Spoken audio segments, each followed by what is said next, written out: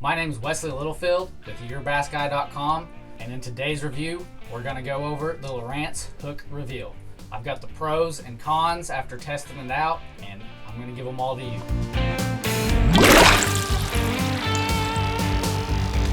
To start this off, I do want to say that this product was sent to me. I don't get to keep it, so it's not like they're paying me to do a review or anything like that. In all fairness, this is still an unbiased review because I don't get to keep the fish finder. I'd really like to, but I don't get to. With that out of the way, let's get to the pros. I really liked how simple it was out of the box to just plug it in and go. One minor problem that I had was it came from the factory with the sonar stopped. And honestly, that it wasn't that big of a deal because I just went into the settings and hit start sonar and it started right up. But other than that, it was plug it in, connect it to the battery, plug in the transducer, get the transducer set in the water, and go. And I was finding structure, finding fish, and it was awesome. Another thing that I really liked about it is the large screen. Now, for my kayak that I was testing it out in, it's a little bit big.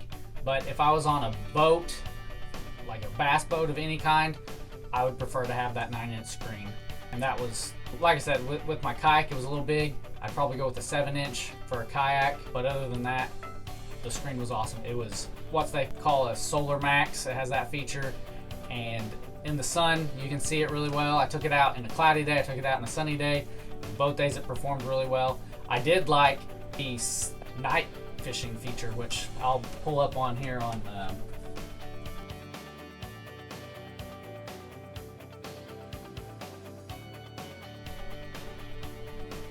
so night mode, it not only dims it down for you, but it changes the colors, which makes it easier to see, and it's not all bright glaring back at you. If you're a night angler, nighttime fisherman, it's awesome. I'll just put it that way because I mean, you know, you're not sitting there trying to like blinded by the bright light, trying to read the sonar and what's below you and everything. At night, it's real easy.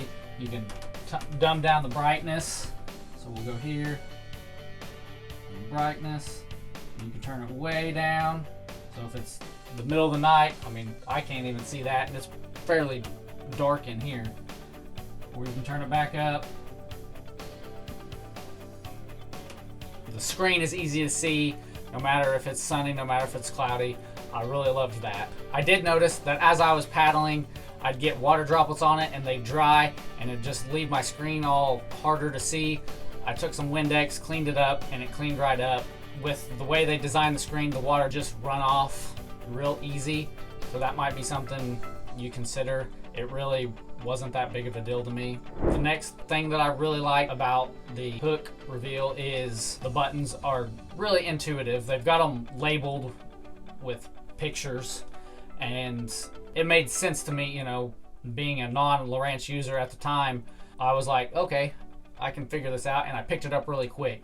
And it wasn't difficult to learn how to use the basic features. Now, it took me a few days to learn several of the other features, and I'm sure I don't have any of them mastered, and I definitely don't have all of them figured out. But it was very straightforward for me to get into the feature that I wanted to get into and go. The last pro that I'm going to talk about today is the transducer. Now, the transducer is huge compared to what I've been used to running, and for my kayak, it was a little bulky. Just for the temporary situation that I had it in, it was too big. With that said, if I was permanently mounting it, it wouldn't have mattered. What I really liked about the transducer though was I had downscan, sonar, sidescan, and this unit does GPS tracking. I was able to use all of them at the same time. I didn't have to have two screens. I was able to move all four into one screen. That might have been a little small. That's why I was happy to have the 9-inch screen.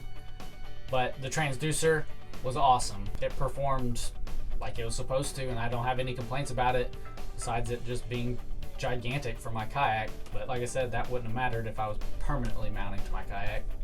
Let's move on to some of the cons though. Like I said, it came from the factory and the sonar was stopped, but that was an easy fix. Another con is it's not a touch screen. So for me, growing up half my life now, things have been touchscreen, and that's been really nice. This, you still use the buttons. It's not really that big of a con, but it is to some guys, so I understand.